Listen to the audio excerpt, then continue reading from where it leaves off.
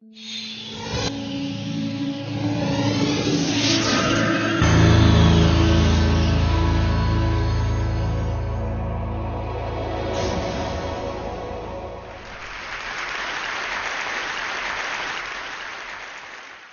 morning.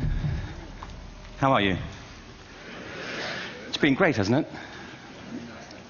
I've been blown away by the whole thing. In fact, I'm leaving.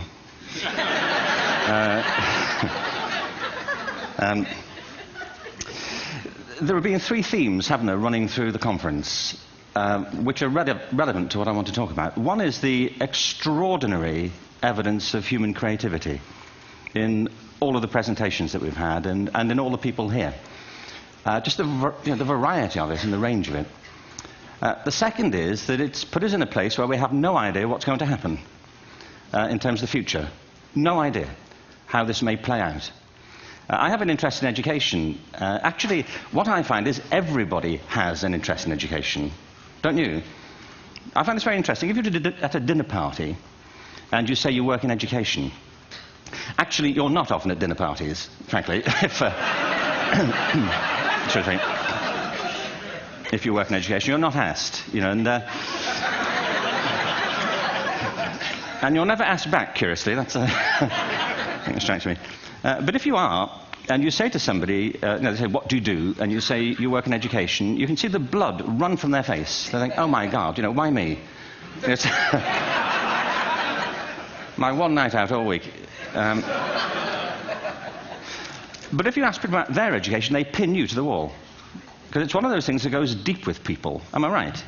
Like religion and money and other things. So I have a big interest in education, and I think we all do. We have a huge vested interest in it, partly because it's education that's meant to take us into this future that we can't grasp. If you think of it, children starting school this year will be retiring in 2065. Nobody has a clue, despite all the expertise that's been on parade for the past 4 days, what the world will look like in 5 years' time. And yet we're meant to be educating them for it. So the unpredictability, I think, is extraordinary. And the third part of this is that we've all agreed, nonetheless, on the really extraordinary capacities that children have, their capacities for innovation.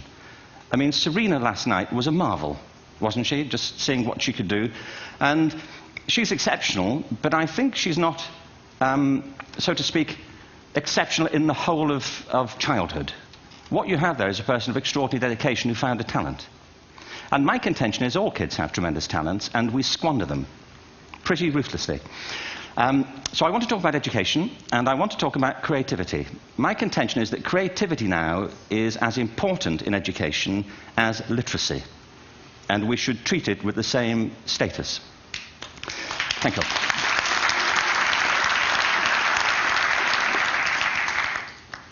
That was it, by the way. Thank you very much. So, 15 minutes left. Well, I was born... No,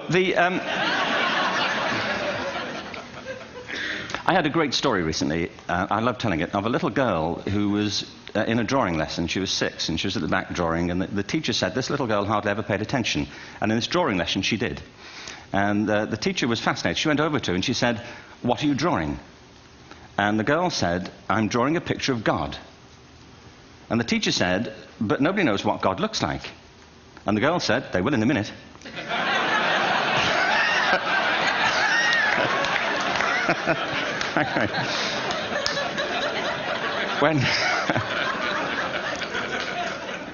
When my son was 4 in England, actually he was 4 everywhere, to be honest. I mean, if we're being strict about it, wherever he went, he was 4 that year. But he was in the Nativity play. Do you remember the story? No, it was big. It was a big story. Mel Gibson did the sequel. You may have seen it. I don't know. It was Nativity 2. But James got the part of Joseph, which we were thrilled about. We consider this to be one of the lead parts. We had the place crammed full of agents and T-shirts, James Robinson is Joseph. He didn't have to speak, but do you know the bit where the 3 kings come in? They come in bearing gifts, and they bring gold, frankincense, and myrrh. This really happened. We're sitting there, and they, I think, just went out of sequence. Because we talked to the little boy afterwards and said, are you okay with that? And they said, yeah, why was that wrong? They just switched, I think that was it. Anyway, the three boys came in, little 4-year-olds with tea towels on their heads, and they put these boxes down. The first boy said, "I bring you gold." And the second boy said, "I bring you mare." And the third boy said, "Frank sent this."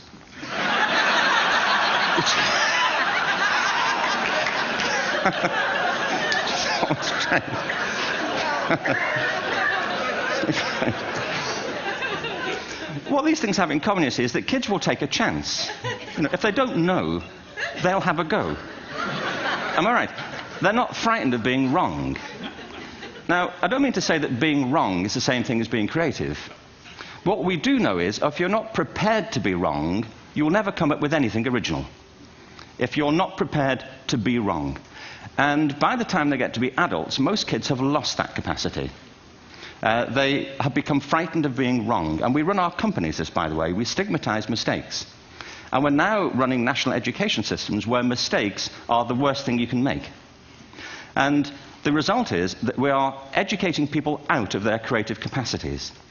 Picasso once said this. He said that all children are born artists. The problem is to remain an artist as we grow up.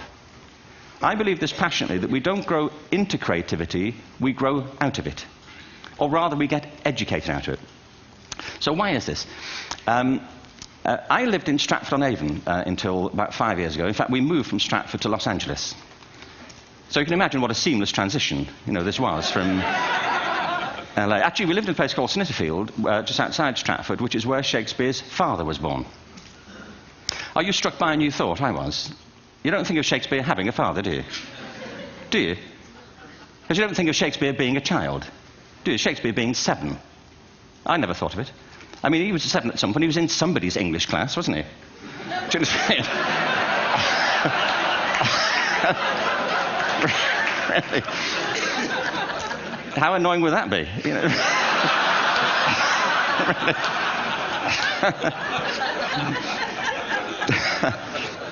Must try harder.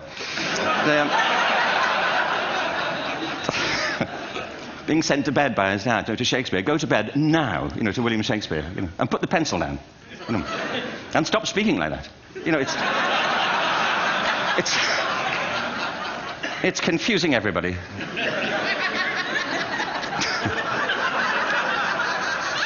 Anyway,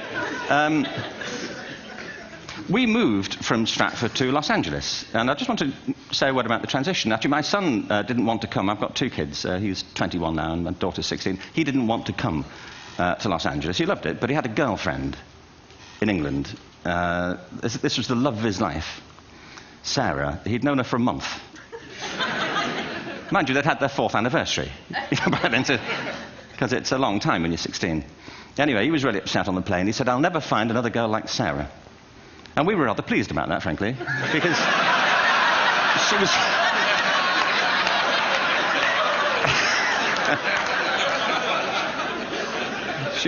she was the main reason we were leaving the country.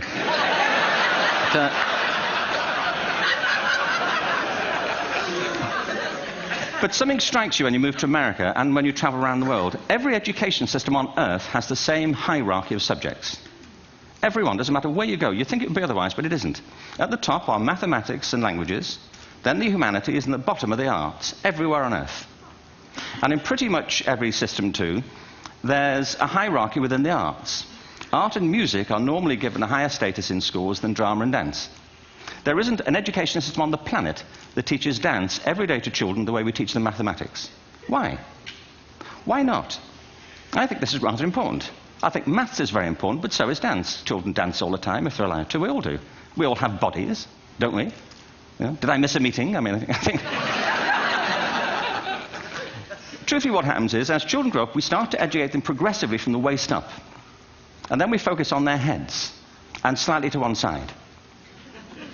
If you were to visit education as an alien and say, what's it for, public education, I think you'd have to conclude, if you look at the output, who really succeeds by this? Who does everything they should? Who gets all the brownie points? Who are the winners? I think you'd have to conclude the whole purpose of public education throughout the world is to produce university professors. Isn't it? They're the people who come out the top. And now, I used to be one.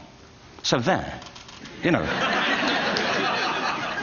But And I like university professors, but, you know, we shouldn't hold them up as the high watermark of all human achievement. They're just a form of life. You know, another form of life. But they're rather curious, and I say this out of affection for them. There's something curious about professors. In my experience, not all of them, but typically, they live in their heads. They live up there, and slightly to one side. They're disembodied, you know, in a kind of literal way. You know, they look upon their body as a form of transport for their heads. You know, it's... Don't they? It's a way of getting their head to meetings.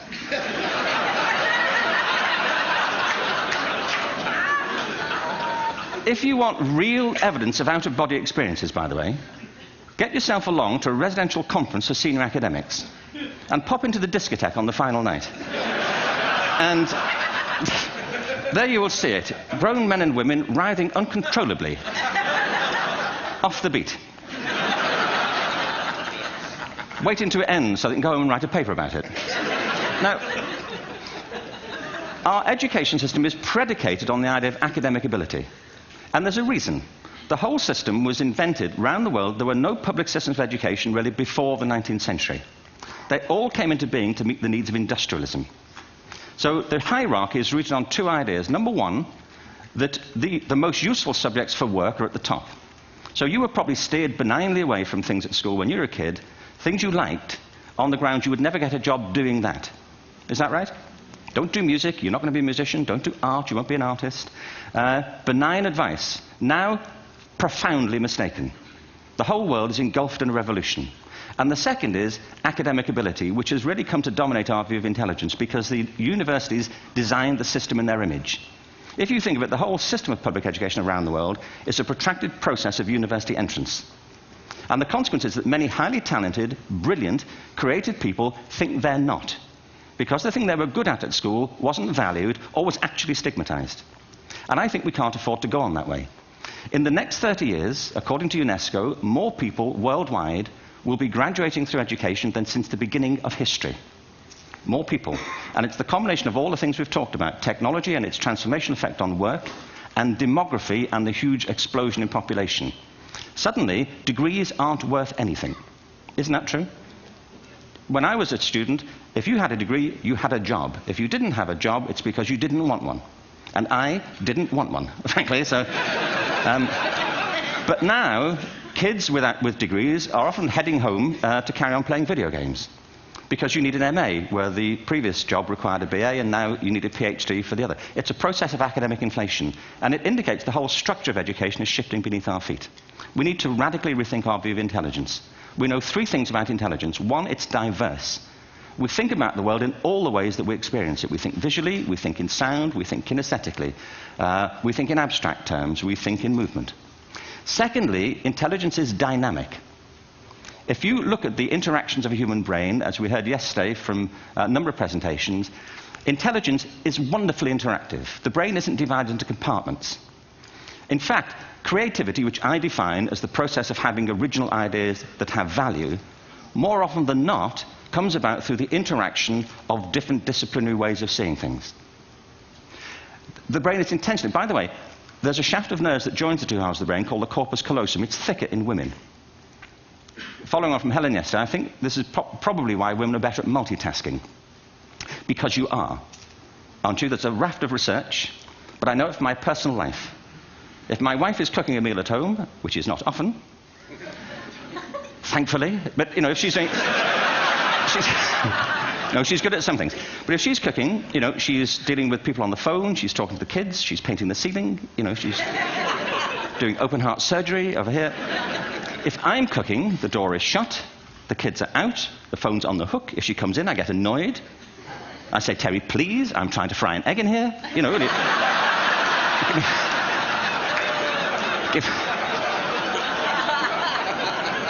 Give me a break.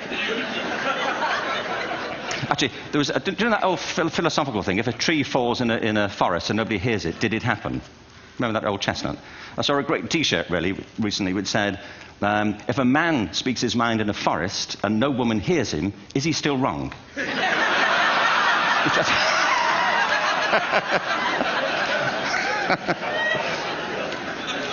And the third thing about intelligence is it's distinct.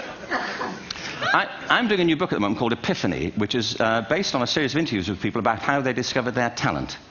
I'm fascinated by how people got to be there. It's really prompted by a conversation I had with a wonderful woman who most people have never heard of. She's called Gillian Lynn. Have you heard of her? Some have. She's a choreographer, and everybody knows her work. She did Cats and Phantom of the Opera. She's wonderful. I used to be on the board of the Royal Ballet in England, as you can see. And anyway, Gillian and I had lunch one day. I said, how'd you get to be a dancer? And she said it was interesting. When she was at school, she was really hopeless.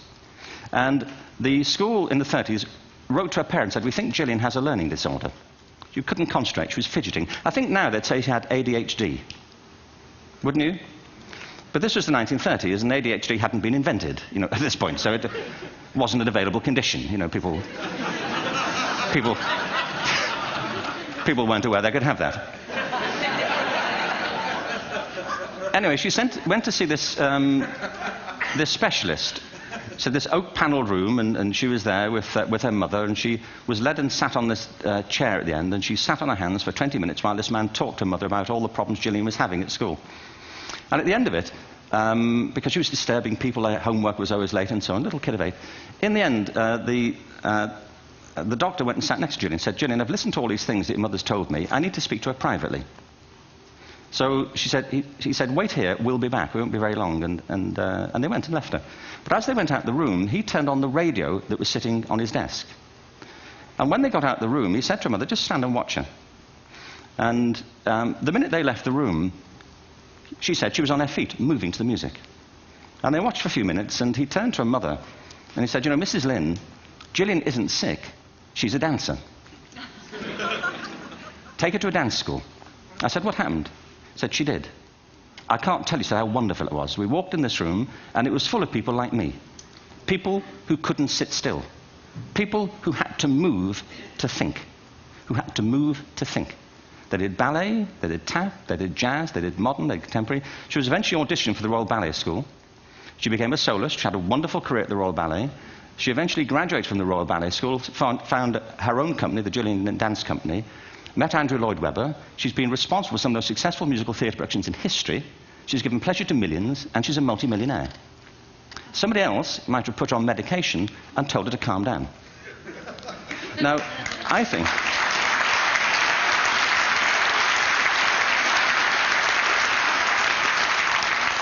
What I think it comes to is this. Al Gore spoke the other night about ecology and the revolution that was triggered by Rachel Carson.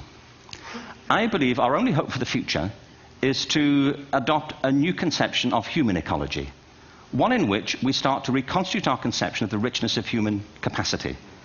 Our education system has mined our minds in the way that we've strip-mined the earth for a particular commodity, and for the future it won't serve us. We have to rethink the fundamental principles on which we're educating our children. There was a wonderful quote by Jonas Salk, who said, if all the insects were to disappear from the earth, within 50 years, all life on earth would end.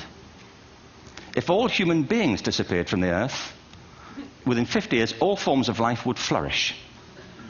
And he's right. What TED celebrates is the gift of the human imagination.